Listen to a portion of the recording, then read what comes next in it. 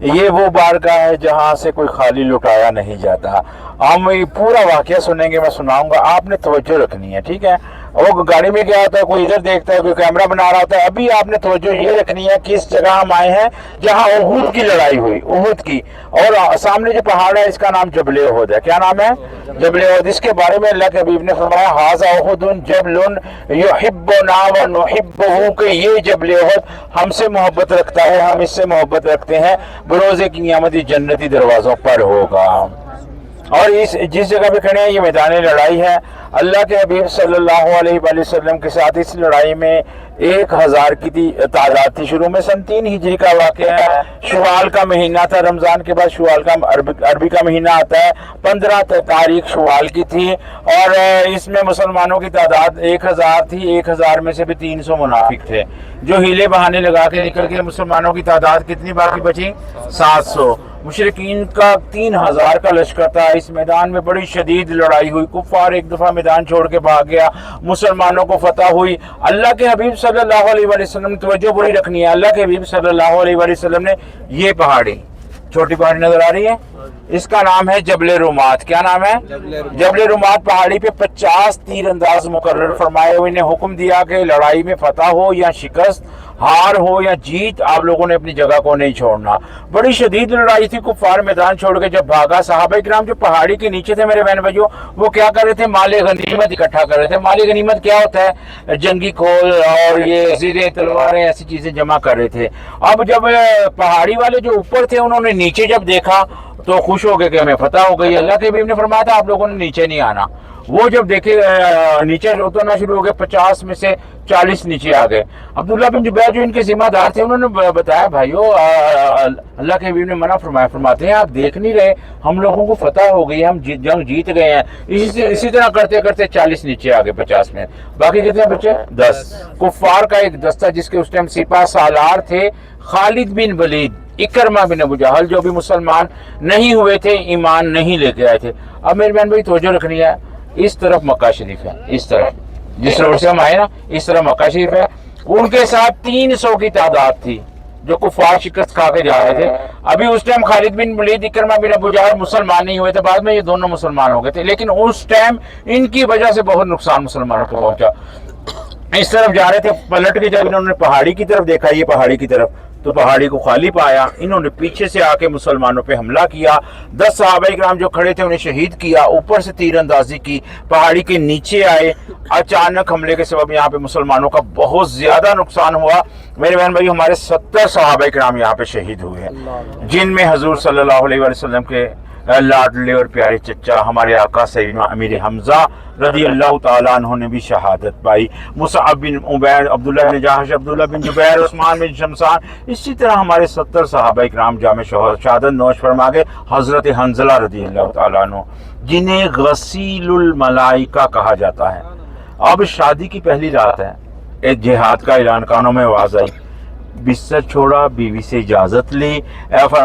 کہنے لگے زندگی رہی تو پھر ملاقات ہو جائے گی، نہیں تو انشاءاللہ محشر میں ملیں گے۔ پہلی رات کوئی اپنا گھر بار چھوڑتا ہے؟ انہوں نے سب کچھ، جب اعلان سنا جہاد کا، سب کچھ چھوڑ کے شوق شہادت میں لڑائی میں شامل ہو گئے، لڑتے لڑتے جامع شہادت نوش فرما گئے۔ میرے آقا اور صحابہ، میرے آقا نے فرمایا صحابہ سے، میرے حنظلہ کو دیکھو کہاں ہے؟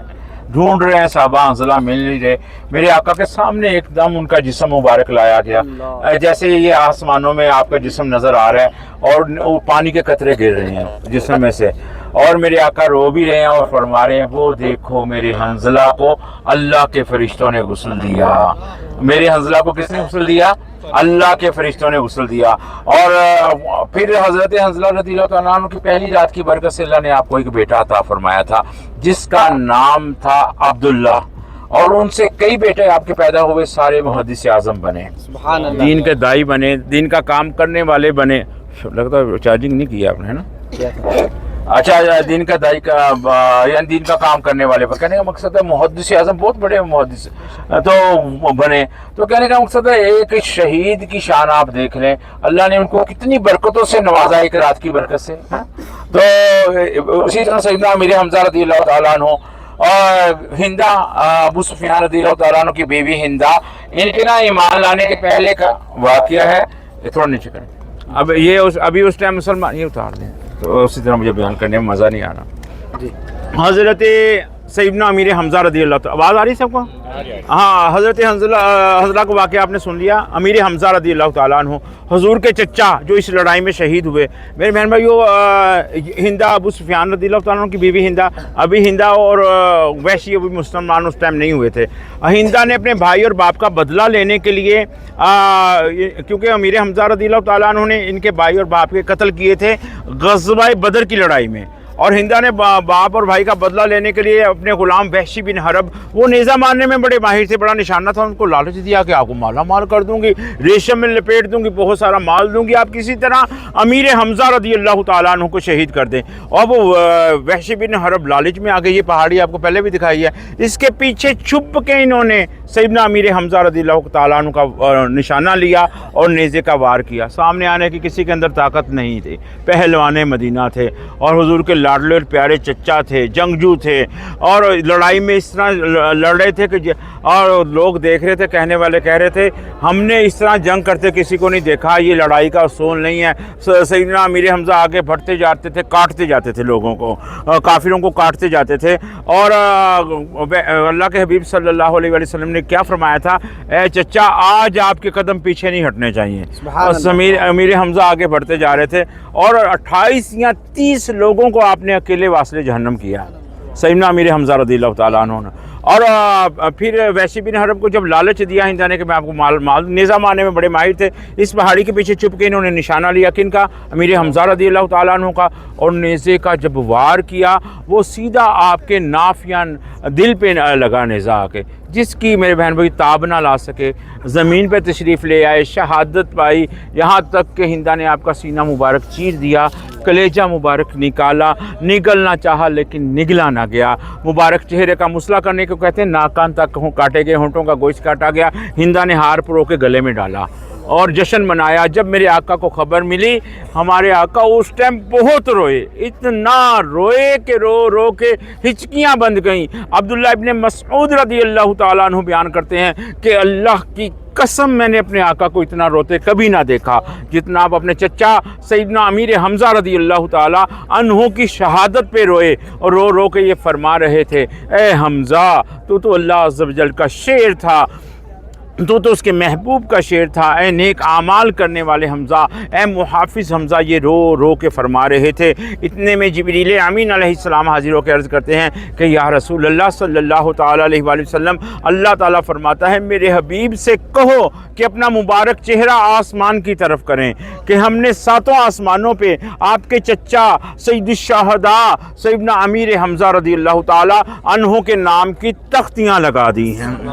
اسد اللہ و اسد الرسول اللہ کا شعر اور اس کے محبوب کا شعر ہم نے 7 آسمانوں پہ چرچا کر دیا ہے آپ کے چچا سیدنا امیر حمزہ رضی اللہ تعالی عنہ کا خالد بن ولید اکرمہ بن ابو جہل یہ بھی بعد میں مسلمان ہو گئے تھے ایمان لے آئے تھے ہندا اور وحشی یہ بھی بعد میں مسلمان ہو گئے ایمان لے آئے ایمان لانے کے بعد ایک دفعہ یہ آقا کے سامنے آئے میرے آقا نے فرمایا تم لوگ میرے سامنے نہ آیا کرو جب تم میرے سامنے آتے ہو مجھے اپنے چچا کی یاد آنے لگتی ہے اس وجہ سے انہیں سامنے آنے سے منع فرمایا میرے آقا نے معاف فرما دیا تھا لیکن سامنے آنے سے اس وجہ سے منع فرمایا اور تقاضۂ بشریت جو اس